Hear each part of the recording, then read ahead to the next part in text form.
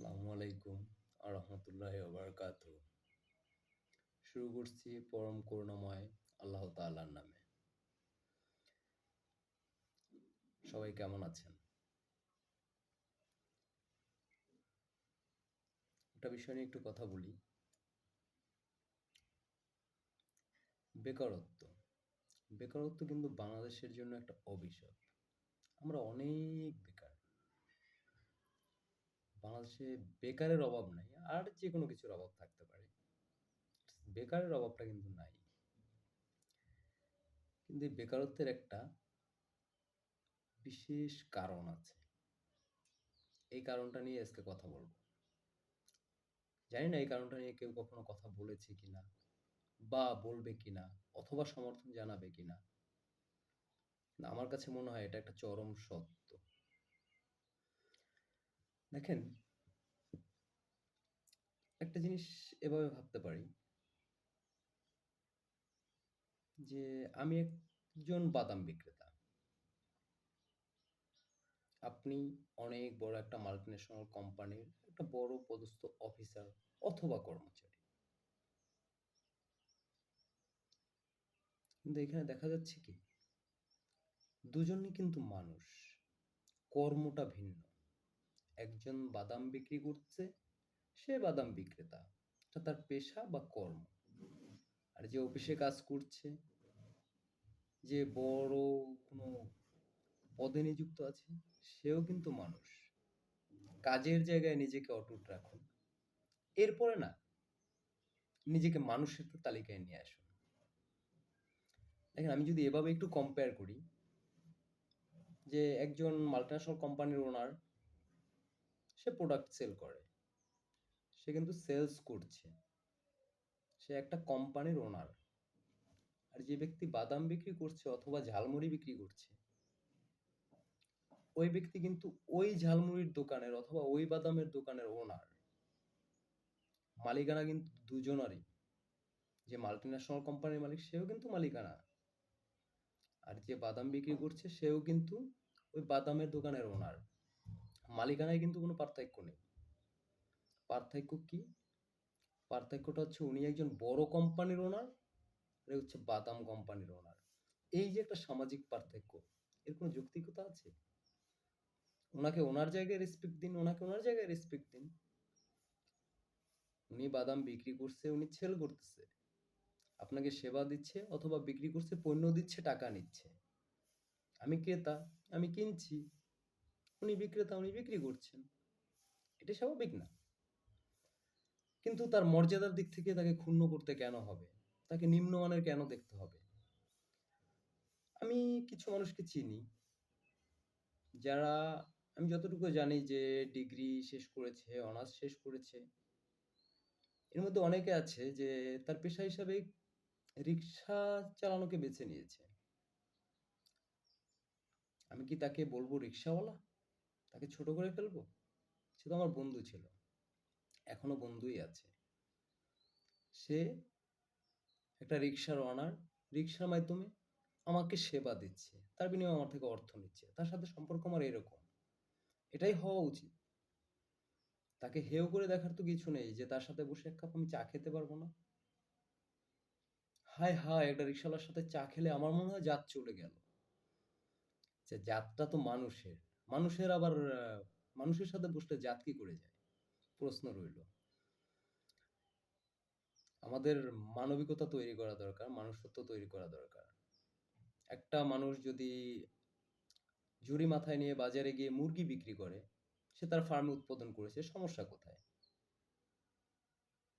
সে একজন মুরগি বিক্রেতা, ঝুড়িতে নিক আর বড় পোল্ট্রি ফার্মে দিক, দুজনেই তো মুরগি বিক্রেতা, মুরগি বিক্রি করছে। একজনে হয়তো নিজে করছে, আর একজন নিজে করছে সাথে অন্যকে দিয়েও করাচ্ছে। কেউ কিন্তু ঘুমিয়ে নেই, কোনো না কোনো দায়িত্বে কিন্তু অবশ্যই আছে যে করাচ্ছে। আর যে নিজে করছে সেও দায়িত্বে নিয়ে আছে। দেখেন, আমি একটা বড় কোম্পানির কর্মচারী, হতে পারে আমি একটা বড় কোম্পানির কর্মচারী, না, আমি কিন্তু কর্মচারী। আর আমার এক বন্ধু, সে এক ছোট চায়ের দোকানের মালিক। সে কিন্তু চায়ের দোকানের মালিক, তার আবার হেল্পারও আছে, একজনকে নিয়োগ করেছে। তিনি শুধু মালিকই না, তার একজন এমপ্লয়িও আছে। সে কাস্টমারদেরকে চা সার্ভিস দিচ্ছে। তাহলে এখানে আমি যদি ওইভাবে কম্পেয়ার করতে যাই, আসলে বড়টা কে? আমি বড় কোম্পানির চাকরি করি আমি? নাকি ও তো মালিক? বস্তুত তো ওই বড় আমার থেকে। পৃথিবীতে যেই বড় হয়েছে তার একটা স্বাধীন পেশা ছিল। অনেক ইতিহাস আছে। একজন মুচি থেকে রাষ্ট্রপতি হওয়ার উদাহরণ আছে। চা বিক্রেতা থেকে রাষ্ট্রপতি হওয়ার উদাহরণ আছে। বিড়ি বিক্রেতা থেকে একটা মাল্টিন্যাশনাল কোম্পানির ওনার হওয়ার উদাহরণ আছে। একটা স্বাধীন পেশার মানুষ, তাকে যখন স্বাধীনভাবে করতে দেওয়া হয় খুব সুন্দরভাবে, তখন কিন্তু সেই মানুষটা অনেক দূরে যেতে পারে। আপনি ভাবতেও পারবেন না, কারণ আপনি তো আটকা, আমি তো আটকা, আমি একটা গণ্ডির মধ্যে আটকানো, আমি একটা কোম্পানির রুলসের মধ্যে আটকানো, আমার কোনো স্বাধীনতা নেই। কিন্তু যে স্বাধীন পেশায় কাজ করছে তার কিন্তু অনেক কিছু করার আছে। সে সময়ের সাথে শিখছে, শেখার সাথে নিজেকে এগিয়ে নিয়ে যাচ্ছে, হঠাৎ করে অনেক দূরে চলে যাচ্ছে। আমি আমার জায়গায় পড়ে আছি।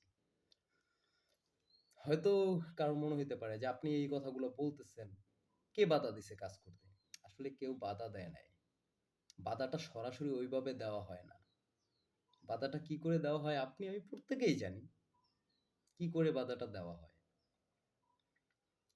পরিবারগুলো তার সন্তান যদি একটা কাজ করতে চায়, এই আমার বংশের সাথে এই কাজ যায় না, তুমি কেন করবা? অথচ আমাকে কেউ অর্থ দিচ্ছে না। আমি আমার সামাজিক অবস্থানের সাথে, বংশীয় অবস্থানের সাথে এই কাজটা করতে পারতেছি না। আমি না খেয়ে চুপ করে বসে আছি। আমাকে ভদ্র থাকতে হবে, সভ্য থাকতে হবে। এই কাজ করা যাবে না। অথচ আমাকে কেউ সহযোগিতাও করবে না, অর্থও দিবে না। মানে বিষয়টা দেখছেন আমরা কিভাবে ভাবি, কিভাবে কল্পনা করি? যে কেন? প্রত্যেকটা মানুষ যে যার মতো কাজ করুক, কাজের সময় সে কাজ করছে। সেটা তার পেশা। এরপরে সে মানুষ। সবার সহ অবস্থান। একটা মানুষ মানুষের সাথে সহ অবস্থান করবে। এইটাই কাম্য। এতেই সমাজ সুন্দর। পদ পদবি দিয়ে সমাজ সুন্দর হয় না। বৈষম্যের তৈরি হয়। বৈষম্য, বৈষম্য, বৈষম্য বিরোধী আমরা। কিন্তু বৈষম্য কোথায়? বৈষম্য তো আমাদের প্রত্যেকটা ক্ষেত্রে। বৈষম্য দূর করতে হলে আপনার কম্পেয়ারটা মানুষে মানুষে করা যাবে না। মানুষ যখন আমি, তখন আমি মানুষ, আমার পাশের জনও মানুষ। সবাই সমান। একসাথে গল্প করতে পারি, একসাথে চা খেতে পারি, একসাথে আড্ডা দিতে পারি। যখন সে কাজে যায়, তখন সে ওই কাজের জন্য হয় কেউ শ্রম বিক্রি করছে, ভিক্ষা আনছে না। শ্রমটা বিক্রি করছে, সেবাটা বিক্রি করছে। আমি ক্রেতা অথবা আমি বিক্রেতা, বিক্রি করছি অথবা কিনছি, দুজনেই উপকৃত হচ্ছি। প্রত্যেকের জায়গা থেকে প্রত্যেককে আলাদা রেসপেক্ট করা উচিত। আপনি যেই পেশায় নিযুক্ত আছেন, আপনার অধীনস্থ যে সমস্ত কর্মচারী আছে, তারা কিন্তু আপনাকে উপযুক্ত রেসপেক্ট দিচ্ছে। কিন্তু সেটা যদি আপনি সর্বত্র সবার থেকে ওইভাবে আশা করেন যে সেইভাবেই আমাকে রেসপেক্ট করতে হবে, নতুবা তার মানে বলছি না এটা, মানে মনে যেটা আসে যে না আমারটাই আমার করতে হবে, ব্যাপারটা এরকম না।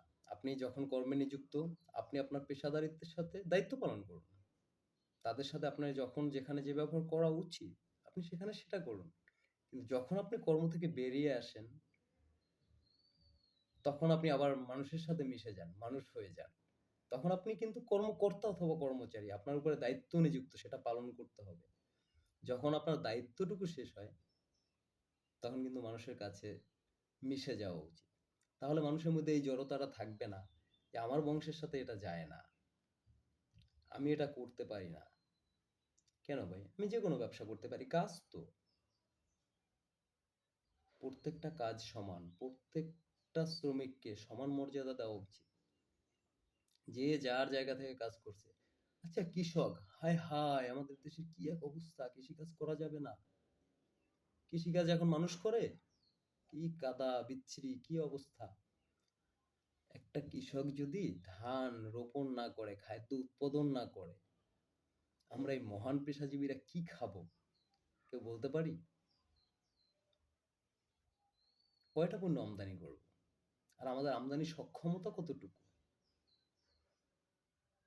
কৃষক যদি সম্মান পেত, কৃষকের উপর যদি বিনিয়োগ হতো, এই জাপানের কৃষকদের অবস্থা দেখেন না। জাপানের কৃষক আর আমাদের বাংলাদেশের কৃষক এক অবস্থানে আছে? আমরা শুধু মুখে মানবতার বুলি দেই, কখনো নিজে চেষ্টা করি না মানবিক কাজ করার। খুব কম। আমি সবাইকে বলছি না, আমার কোনো কথাই সবার উদ্দেশ্যে নয়। যারা এগুলা করেন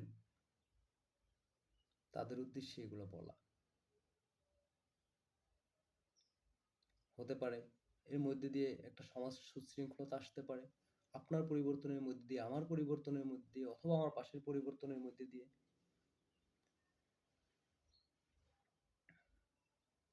এই কাজগুলো যদি সহজ করা হয়, যে যে পেশায় জড়াতে চায় সে যেন তৎক্ষণাৎ ওই পেশায় জড়িয়ে যেতে পারে। পরিবার থেকে বাধার সৃষ্টি করার চেষ্টা করবেন না, কাজ করতে দিন। কাজ করলে আজ ছোট কাজ দিয়ে শুরু করছে, কাল সে দাঁড়িয়ে যাবে। এই বিড়ি ব্যবসায়ীর কথা যে বললাম, আশা করি আমার নাম বলতে হবে না, আপনারা সবাই চেনেন। তিনি কিন্তু খুব ছোট, নিজে বিড়ি বানিয়ে ফেরি করে বিক্রি করতেন, সেখান থেকে শুরু করছেন। ওখানে কিন্তু তিনি সম্মান পায়নি। কখন পেলেন? যখন তিনি বাংলাদেশের একটা মাল্টিন্যাশনাল কোম্পানির ওনার হয়ে গেল, তাও বাংলাদেশের টপ লেভেলের কোম্পানিগুলোর একটি। মানুষটার তো পরিবর্তন ঘটেনি, সময়ের সাথে তার চিন্তা চেতনা এবং অবস্থার পরিবর্তন ঘটছে। মানুষটা একই ছিল। তাই এই কিছু হেয় প্রতিপন্নকর কাজ, এগুলো থেকে আমরা যেন একটু বিরক্ত থাকি, আমরা এগুলো থেকে দূরে সরে আসি। যে যে কাজটা করতে চায়, যদি সেটা অন্যায় না হয়, সমাজের জন্য ক্ষতিকর না হয়, তবে তাকে সাধুবাদ জানান, উৎসাহ প্রদান করুন। হতে পারে তার ওই কাজটা দিয়ে সে একদিন কোনো একটা স্তরে দাঁড়িয়ে গেল।